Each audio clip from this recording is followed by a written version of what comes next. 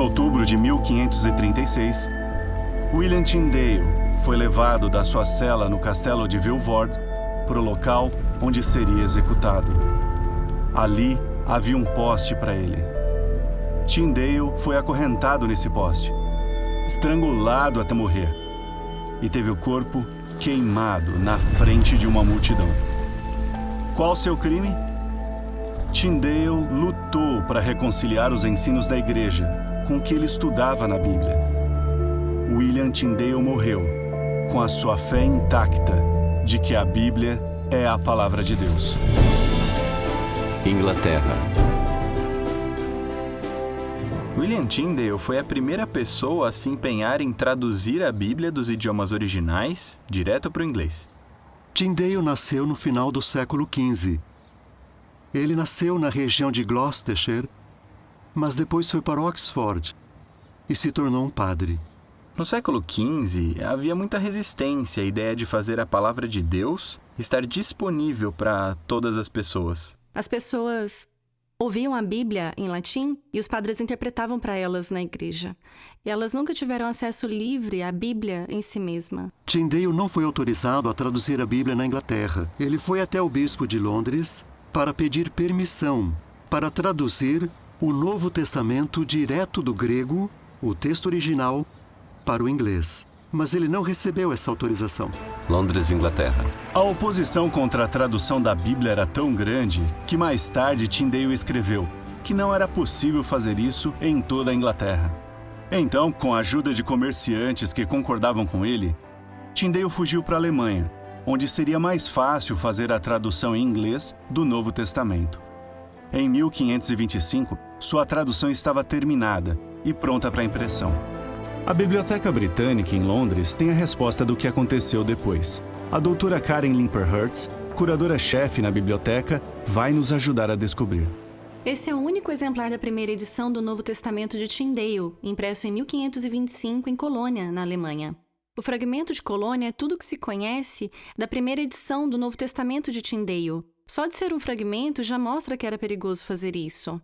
Depois de ter bebido muito, o impressor deixou escapar que estava imprimindo o Novo Testamento em inglês para alguém que se chamava William Tyndale. As autoridades descobriram e invadiram a gráfica. Ele e seus sócios fugiram, e isso é tudo que restou até hoje. Depois disso, eles foram para Worms. O fato de nem terem passado de Mateus indica que era muito perigoso fazer isso.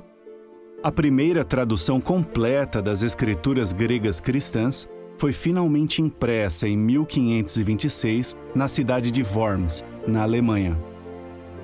Cerca de 3.000 livros foram impressos. Antuérpia, Bélgica.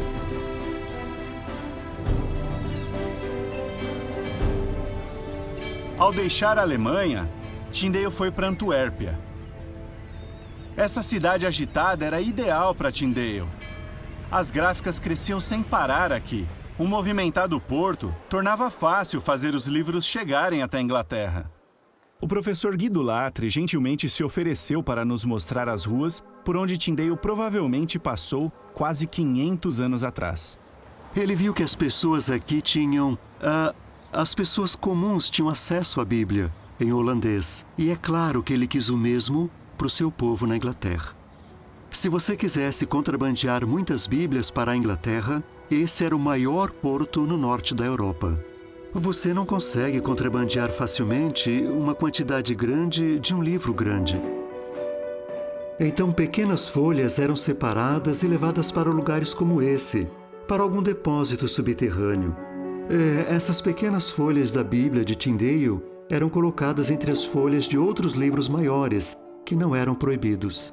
Em Londres, alguém ia ver e dizer: ali estão os livros que estão marcados. Eu vou dar uma olhada ali para encontrar as folhas soltas da Bíblia de Tyndale. Existiam cerca de 30.000 cópias da tradução de Tyndale disponíveis até a sua morte. Ele foi um grande homem, muito corajoso. Não podemos simplesmente desconsiderar o tempo que ele investiu e os riscos que ele correu. Vilvoorde, Bélgica. William Tyndale ficou preso aqui em Vilvoorde, no norte de Bruxelas. Enquanto definhava na prisão por mais de um ano, ele com certeza sabia que uma morte cruel e inevitável o aguardava. Tyndale é reconhecido por sua influência na língua inglesa, mas seu trabalho foi mais do que ambição acadêmica. Tyndale amava a Bíblia. Talvez podemos dizer que ele tinha os mesmos sentimentos do salmista que disse sobre a palavra de Deus: "Como eu amo a tua lei." Apesar de intensa luta, a Bíblia, a sabedoria nela, sobreviveu até hoje. Uma tradução exata do que foi escrito há muito tempo. É por isso que muitos têm tanto amor pela Bíblia.